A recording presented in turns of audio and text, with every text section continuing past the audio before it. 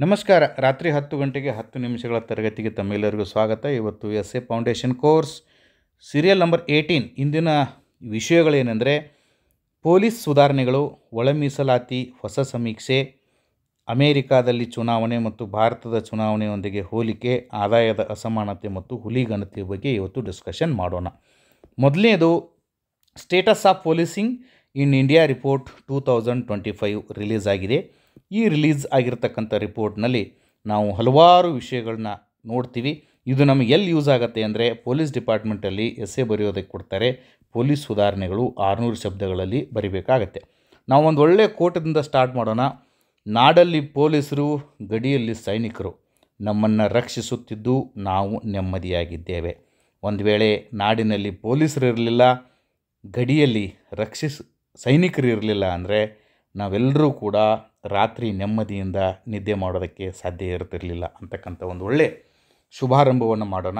Police ಇಲಾಖೆಯಲ್ಲಿ ಸುಧಾರಣೆಗಳು ಏನೇನಾಗಬೇಕಾಗಿದೆ ಅಂದರೆ, ಅವರಿಗೆ ಪ್ರತಿ ವಾರಕ್ಕೊಂದು ರಜೆ ಕೊಡಬೇಕಾಗಿದೆ, ವೇತನದಲ್ಲಿ ಹೆಚ್ಚಳ ಮಾಡಬೇಕಾಗಿದೆ, ಕೆಲಸದ ಒತ್ತಡ ಹೆಚ್ಚಾಗಿದೆ, ಆ ಕೆಲಸದ ಒತ್ತಡವನ್ನು ಕಡಿಮೆ ಮಾಡಬೇಕಾಗಿದೆ, ಮೇಲಾಧಿಕಾರಿಗಳಿಂದ ಸಾಕಷ್ಟು ಕಿರುಕುಳ ಆಗ್ತಾ ಇದೆ ಅಂತಕ್ಕಂಥದ್ದು ದಿನಪತ್ರಿಕೆಯಲ್ಲಿ ಓದ್ತಾ ಇದ್ದೀವಿ, ಅದನ್ನು ಕಡಿಮೆ ಮಾಡಬೇಕಾಗಿದೆ. ಜೊತೆಗೆ ಪೊಲೀಸ್ ಕಾರ್ಯದಲ್ಲಿ ರಾಜಕೀಯ ನಿಯಂತ್ರಣ ಮತ್ತು ಹಸ್ತಕ್ಷೇಪ ಭಾಳ ಇರುತ್ತೆ, ಅದನ್ನು ಸುಧಾರಿಸಬೇಕಾಗಿದೆ ಅಂತಕ್ಕಂಥದ್ದನ್ನು ಸುಧಾರಣೆಗಳನ್ನು ಬರೆಯೋಣ.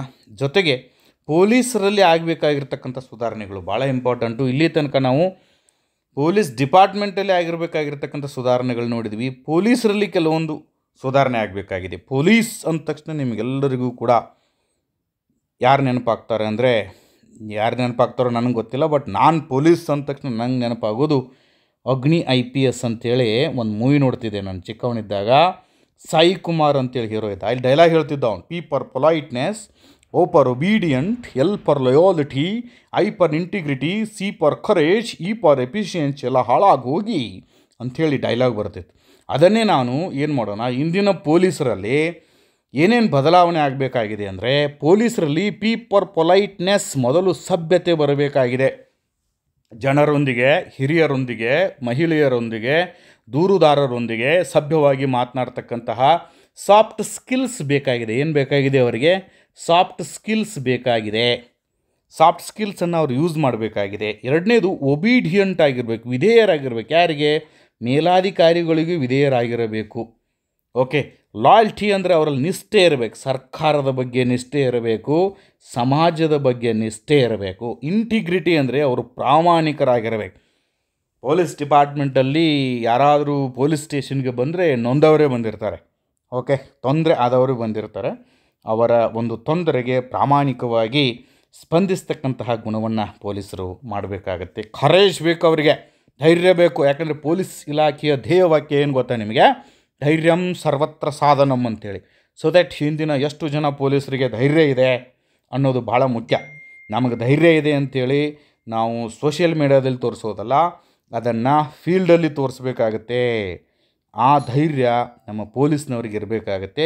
5ನೇದು ಎಫಿಷಿಯನ್ಸಿ, ದಕ್ಷತೆ ಇರಬೇಕು. ಕೆಲವೊಬ್ಬರು FIR ನೋಂದಣಿ ಮಾಡಿರ್ತಾರೆ, ಕೋರ್ಟಿಗೆ ಚಾರ್ಜ್ ಶೀಟ್ ಕೊಟ್ಟಿರ್ತಾರೆ, ಇವೆಲ್ಲನೂ ಕೂಡ ಬಿದ್ದು ಹೋಗ್ತವೆ. ಯಾಕಂದರೆ FIRದಲ್ಲಿ ಮಿಸ್ಟೇಕ್ಸ್ ಇದೆ, ಚಾರ್ಜ್ ಶೀಟ್ ಸರಿಯಾಗಿ ಮಾಡಿಲ್ಲ ಅಂಥೇಳಿ ಎಷ್ಟೋ ಸಲ ಅಪರಾಧಿಗಳ ಪರವಾಗಿ ತೀರ್ಪುಗಳು ಬರುವ ಸಾಧ್ಯತೆ ಇರುತ್ತೆ. ಯಾಕೆ ಇದನ್ನೆಲ್ಲ ಹೇಳ್ತಾ ಇದ್ದೀನಿ ಅಂದರೆ, ಇವತ್ತು ಡೆಕ್ಕನ್ ಹೆರಾಲ್ಡ್ದಲ್ಲಿ ಒಂದು ನ್ಯೂಸ್ ಬಂದಿದೆ. 70% of Karnataka cops don't ಒಬೇ arrest norms. ಬಂಧನದ ನಿಯಮಗಳನ್ನು ಉಲ್ಲಂಘಿಸ್ತಾ ಇದ್ದಾರೆ 70% ಪೊಲೀಸರು ಅಂತ. ಕೇರಳ 0%. ಬಂಧನದ ನಿಯಮಗಳನ್ನೇ ಬಂಧನದ ನಿಯಮಗಳನ್ನೇ ಉಲ್ಲಂಘಿಸೋದಿಲ್ಲ. ಕರ್ನಾಟಕ 51% ಕೇಸ್ಗಳಿಗೆ ಮೈನರ್ ಪನಿಷ್ಮೆಂಟ್ ಕೊಡ್ತಾ ಇದೆ. ಓಕೆ.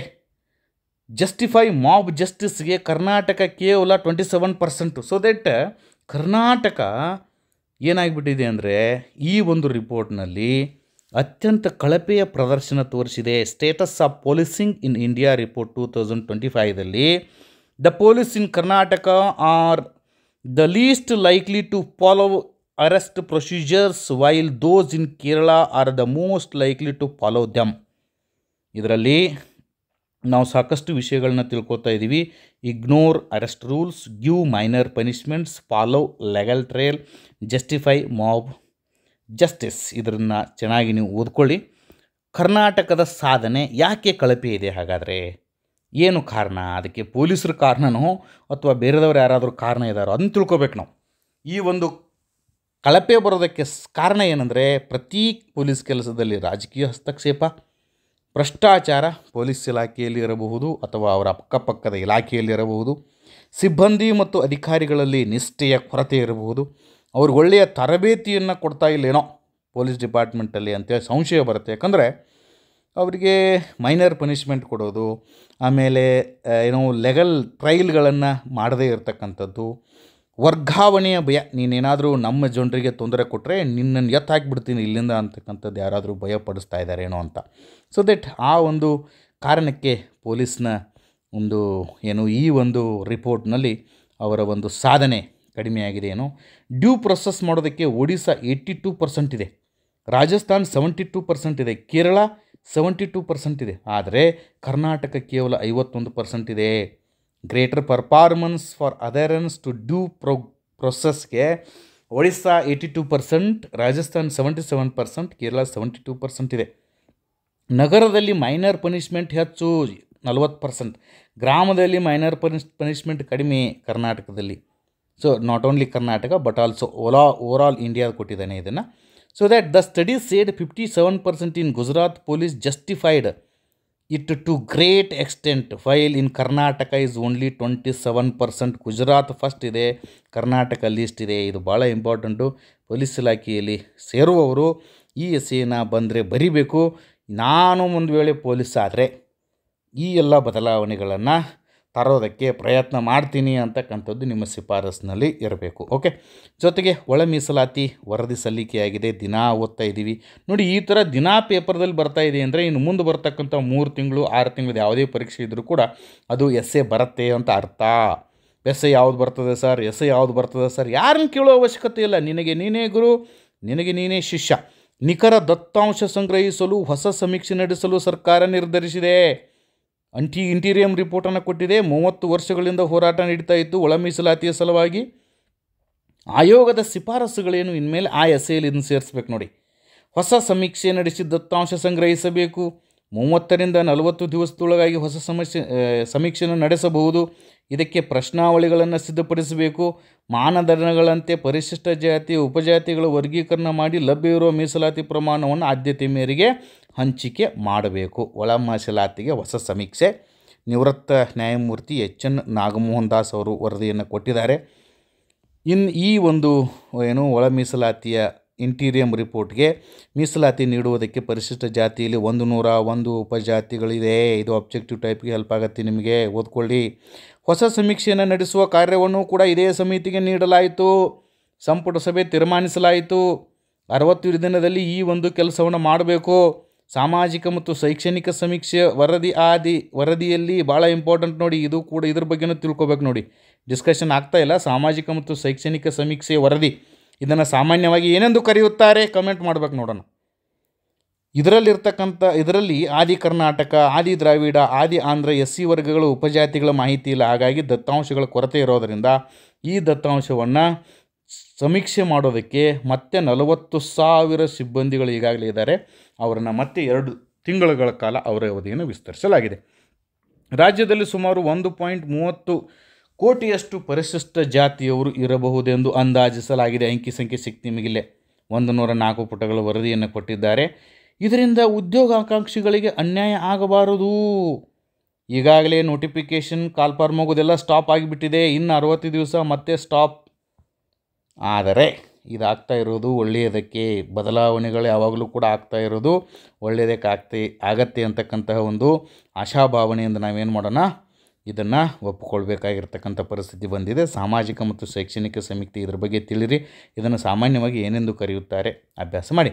PSI ಟ್ರಾನ್ಸ್ಲೇಷನ್ದಲ್ಲಿ 20 ಅಂಕಗಳಿರುತ್ತೆ, ನಿಮಗೆ 20 ಮಾರ್ಕ್ಸ್ ಇರುತ್ತೆ ನೋಡಿ. ಅದು ನಿಮಗೆ ಇಂಪ್ರೂವ್ ಆಗಬೇಕಾದ್ರೆ ನೀವು ಕನ್ನಡ ನ್ಯೂಸ್ ಪೇಪರ್ ಓದಿದ ನಂತರ ಇಂಗ್ಲೀಷ್ ನ್ಯೂಸ್ ಪೇಪರನ್ನು ಓದಲೇಬೇಕು. ಇಂಟರ್ನಲ್ ಕೋಟಾ ಒಳ ಮೀಸಲಾತಿ ಅಂತ ಕ್ಯಾಬಿನೆಟ್ ಸೆಟ್ಸ್. ಕ್ಯಾಬಿನೆಟ್ ಏನು ಮಾಡಿತು? 60 ದಿನಗಳ ಸಮಯಾವಕಾಶವನ್ನು ಮಾಡಿತು ಸಮೀಕ್ಷೆ ಮಾಡೋದಕ್ಕೆ. ಪರಿಶಿಷ್ಟ ವರ್ಗಗಳ ಸಮೀಕ್ಷೆ ಮಾಡೋದಕ್ಕೆ 60 ದಿನಗಳ ಸಮಯವನ್ನು ನಿಗದಿಪಡಿಸಿತು. ಯಾವುದು? ಕ್ಯಾಬಿನೆಟ್. ಯಾವುದಕ್ಕಾಗಿ? ಒಳ ಮೀಸಲಾತಿಯ ಜಾರಿಗಾಗಿ, ಒಳ ಮೀಸಲಾತಿಯ ವರದಿ ಕೊಡೋದಕ್ಕೆ. Scheduled cost in the state in what will be a minimum mini census of the sorts to collect empirical data for the purpose of sub classification them and providing internal reservation. ಇದ್ರ ಬಗ್ಗೆ ಕೊಟ್ಟಿದ್ದಾರೆ, systematic ಆಗಿ ಓದ್ಕೊಳ್ಳಿ. ಕರ್ನಾಟಕದಲ್ಲಿ 17% population ಯಾವುದಕ್ಕೆ ಸಂಬಂಧಪಟ್ಟಿದೆ? SC population ಇದೆ. SCದಲ್ಲಿ SC ಆದಿ ಕರ್ನಾಟಕ, ಆದಿ ದ್ರಾವಿಡ, ಆದಿ ಆಂಧ್ರ ಅಂತಕ್ಕಂಥ ಸಬ್ ಕ್ಯಾಟಗರೈಸೇಷನ್ ಬಗ್ಗೆನೂ ಡಿಸ್ಕಷನ್ ಮಾಡಲಾಗಿದೆ. ಇದನ್ನೆಲ್ಲ ತಿಳ್ಕೊಂಡ್ಬಿಟ್ಟು ತಾವು ಏನು ಮಾಡಬೇಕು? ಎಸೆದಲ್ಲಿ ಸೇರಿಸ್ಬೋದು. ಜೊತೆಗೆ ಇಂಗ್ಲೀಷನ್ನು ಇಂಪ್ರೂವ್ ಮಾಡ್ಕೋಬೋದು. ಇದರಲ್ಲಿ ಒಂದು 4 ಶಬ್ದ ಕಲಿಯೋದಪ್ಪ. ರೆಕಮೆಂಡೇಷನ್ ಅಂದರೆ ಏನ? ಶಿಫಾರಸು. ಕಮಿಷನ್ ಅಂದರೆ ಏನ? ಆಯೋಗ. ಓಕೆ. ಸಬ್ಮಿಟ್ ಅಂದರೆ ಏನು? ಸಲ್ಲಿಕೆ. ಓಕೆ. ಇಂಟರ್ನಲ್ ಅಂದ್ರೆ ಆಂತರಿಕ. ಓಕೆ. ಹಿಂಗೆ ಶಬ್ದಗಳನ್ನ ಕಲಿತಾ ಹೋಗೋದು ಅಷ್ಟೇ. ಕ್ಲಾಸಿಫಿಕೇಷನ್ ಅಂದರೆ ಏನು? ವರ್ಗೀಕರಣ. ಓಕೆ. ಆರ್ಗ್ಯೂ ಅಂದರೆ ಏನು? ವಾದ. ಓಕೆ. ಸೀನಿಯರ್ ಅಂದರೆ ಏನು? ಹಿರಿಯ. ಓಕೆ. ನೆಕ್ಸ್ಟ್ ಈ ಥರ ಓಕೆ. ಈ ಥರ ಒಂದೊಂದು ಆರ್ಟಿಕಲ್ದಲ್ಲಿ ಒಂದು 7-8 ನ್ಯೂಸ್ ಪೇಪರ್ ಏನೋ ವರ್ಡ್ಗಳನ್ನ ಕಲಿತಾ ಹೋಗೋದು. ಇದನ್ನು ಯಾಕೆ ಮಾಡಿದ್ರು ಅಂದರೆ, ನಾವು ಗಡಿಬಿಡಿ ಮಾಡ್ಬೋದಾಗಿತ್ತು. ಈಗ ಆಂಧ್ರ ಪ್ರದೇಶದವ್ರು ಮಾಡಿದ್ರು, ತೆಲಂಗಾಣದವ್ರು ಮಾಡಿದ್ರು, ಹರಿಯಾಣದವ್ರು ಮಾಡಿದ್ರು. ಆದರೆ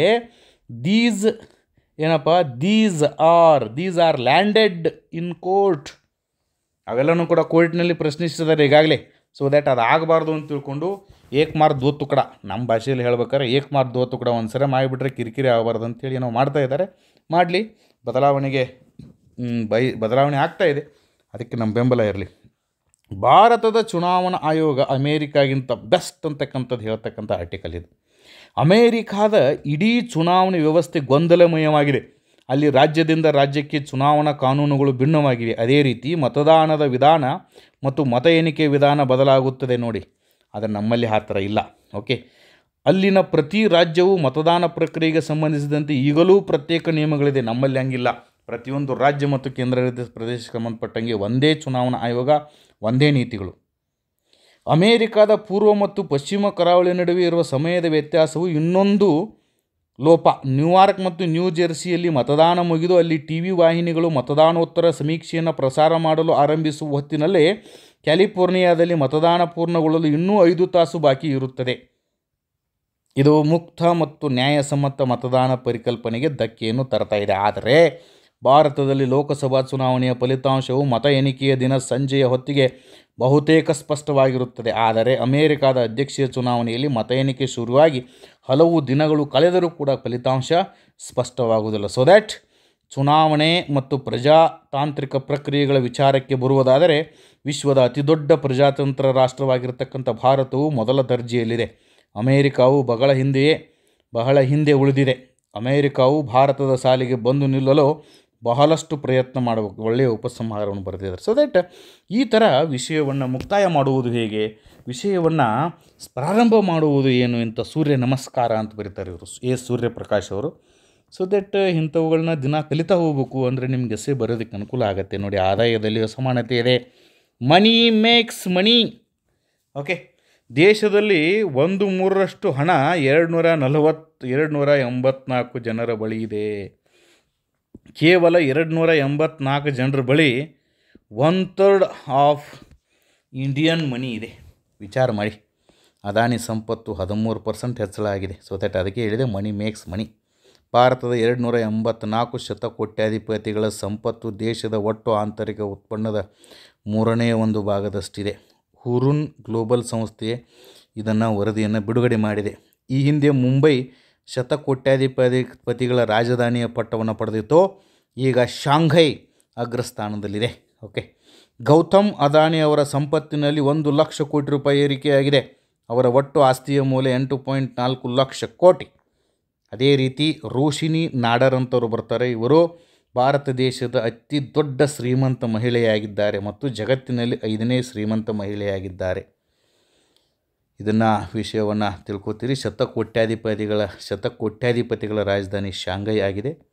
Indian billionaires wealth A third of countries GDP. Adani biggest wealth gainer. ಅದನ್ನೇ ಕನ್ನಡದಲ್ಲಿರ್ತಕ್ಕಂಥದ್ದನ್ನು ಇಂಗ್ಲೀಷ್ನಲ್ಲಿ ತಿಳ್ಕೊಳ್ಳಿ. ವೆಲ್ತ್ ಅಂದರೆ ಏನಪ್ಪ? ಸಂಪತ್ತು. ಓಕೆ. ವೆಲ್ತ್ ಅಂದರೆ ಸಂಪತ್ತು. ಓಕೆ. ಆ ಥರ ಹುಡುಕ್ಬೇಕಿದ್ರಾಗ ನೀವು ಏನೇನಿದೆಯಪ್ಪ ಇದರಲ್ಲಿ ಹೆಡ್ ಕ್ವಾರ್ಟರ್ ಅಂದರೆ ಕೇಂದ್ರ ಸ್ಥಳ, ಗ್ಲೋಬಲ್ ಅಂದರೆ ಜಾಗತಿಕ. ಓಕೆ, ಈ ಥರ ಹುಡ್ಕೋತ ಹೋಗ್ಬೇಕು. ಒಂದೊಂದು ಆರ್ಟಿಕಲ್ದಲ್ಲಿ ಒಂದು 10 ವರ್ಡ್ ನೀವೇನು ಮಾಡಬೇಕು, ಹುಡುಕಬೇಕು. ಓಕೆ, ಹುಡುಕಿದರೆ ನಿಮಗೆ ಎಲ್ಲವೂ ಕೂಡ ಮಾಹಿತಿ ಸಿಗತ್ತೆ. ಹುಡುಕಿ ಎಷ್ಟು ಸಾಧ್ಯ ಇದೆ ಒಟ್ಟು ಕಮೆಂಟ್ ಬಾಕ್ಸ್ದಲ್ಲಿ ಕಮೆಂಟ್ ಹಾಕಿ. ನೆಕ್ಸ್ಟ್ ಹೋಗೋಣ, ಹುಲಿ ಗಣತಿ. Tiger population in state drops for 3 years in a row. ನೋಡಿ, 2022ರಲ್ಲಿ 417 ಇತ್ತು, 2023ಕ್ಕೆ 408 ಆಗಿದೆ, 2024ಕ್ಕೆ 393 ಆಗಿದೆ. ಸೊ ದ್ಯಾಟ್ ಇಳಿಕೆ ಕ್ರಮದಿಂದ ಹೋಗ್ತಾ ಇದೆ. ಟೈಗರ್ಗಳ ಸಂಖ್ಯೆ ಕಡಿಮೆ ಆಗ್ತಾ ಇದೆ, ನಮ್ಮಲ್ಲಿ ಹುಲಿಗಳು ಜಾಸ್ತಿ ಆಗಿವೆ. ಪೇಪರ್ ಹುಲಿಗಳು, ಕರೆ ಹುಲಿಗಳು ಕಡಿಮೆ ಆಗ್ತಾ ಇವೆ, ನಕಲಿ ಹುಲಿಗಳ ಸಂಖ್ಯೆ ಹೆಚ್ಚಾಗ್ತಾ ಇದೆ. ಓಕೆ, ವಿಚಾರ ಮಾಡಿ. ಓಕೆ, ನೆಕ್ಸ್ಟ್ ಹೋಗೋಣ. ಸಂತೋಷ ಬಂಗಲೆಯಲ್ಲಿಲ್ಲ, ಮೃಷ್ಟಾನ್ನ ಭೋಜನದಲ್ಲಿಲ್ಲ, ಬೆಳ್ಳಿ ಬಂಗಾರದಲ್ಲಿ ಇಲ್ಲ, ಅದು ನಮ್ಮ ಮನಸ್ಸಿನಲ್ಲಿದೆ. ನೋಡಿ, childrens of workers spray each other with water to beat the heat at the construction site in Vyalikaval. ಮೈ ಮೇಲೆ ಬಟ್ಟೆ ಇಲ್ಲ, ತುಣುಕು ಬಟ್ಟೆ ಇಲ್ಲ, ಆದರೆ ಅವರಲ್ಲಿ ಸಂತೋಷಕ್ಕೆ ಮಾತ್ರ ಕೊರತೆನೇ ಇಲ್ಲ. They are the richest person in the universe ಅಂದಂಗಿದೆ.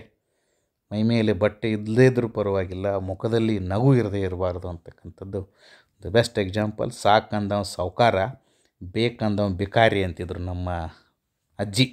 ಅದು ಇದನ್ನು ನೋಡಿ ನನಗೆ ಪ್ರೂವ್ ಅನ್ನಿಸ್ತು. ಯಾಕಂದರೆ ನಮ್ಮಲ್ಲಿ ರಸ್ತೆಗಳು ವಿಶಾಲವಾಗಿವೆ, ಆದರೆ ದೃಷ್ಟಿಕೋನ ಸಂಕುಚಿತವಾಗಿದೆ. ಮನೆಗಳು ದೊಡ್ಡದಾಗಿವೆ, ಆದರೆ ಕುಟುಂಬ ಚಿಕ್ಕದಾಗಿವೆ. ಅನುಕೂಲಗಳು ಹೆಚ್ಚಾಗಿವೆ, ಅನುಭವಿಸಲು ಸಮಯವಿಲ್ಲ. ಪರಿಣಿತರು ಹೆಚ್ಚಾಗಿದ್ದಾರೆ, ಸಮಸ್ಯೆಗಳು ಹೆಚ್ಚಿವೆ. ಔಷಧಗಳು ಹೆಚ್ಚಿವೆ, ಆರೋಗ್ಯ ಕಡಿಮೆಯಾಗಿದೆ. ನಮ್ಮ ಆಸ್ತಿಪಾಸ್ತಿಗಳ ಬೆಲೆ ಹೆಚ್ಚಾಗಿವೆ, ನಮ್ಮಲ್ಲಿರುವ ಮೌಲ್ಯಗಳು ಕಡಿಮೆಯಾಗಿವೆ. ವಿಶ್ವಶಾಂತಿಯ ಬಗ್ಗೆ ನಾವು ಮಾತನಾಡುತ್ತೇವೆ, ಆದರೆ ನಮ್ಮ ಮನೆಯಲ್ಲೇ ನಾವು ಜಗಳವಾಡುತ್ತೇವೆ. ಈ ಒಂದು ಥೀಮ್ನೊಂದಿಗೆ ಇವತ್ತಿನ ತರಗತಿಯನ್ನು ಮುಕ್ತಾಯ ಮಾಡೋಣ. ಶುಭರಾತ್ರಿ.